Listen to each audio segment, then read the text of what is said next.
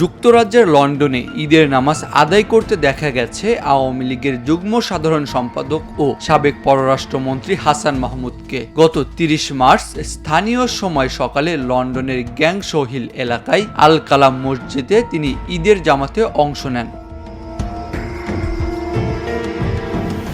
গত ৫ আগস্ট ছাত্র জনতার অভ্যুত্থানে আওয়ামী লীগ সরকারের পতনের পর হাসান মাহমুদকে প্রকাশ্যে তেমন দেখা যাচ্ছিল না। তিনি দেশে নেই বলেও গুঞ্জন ছিল। তবে এবার লন্ডনে ঈদের নামাজ শেষে তিনি স্থানীয় আওয়ামী লীগ নেতা ও পরিচিতদের সঙ্গে কুশল বিনিময় করেন। এ সময় তোলা কিছু ছবি সামাজিক যোগাযোগ মাধ্যমে ভাইরাল হয়েছে।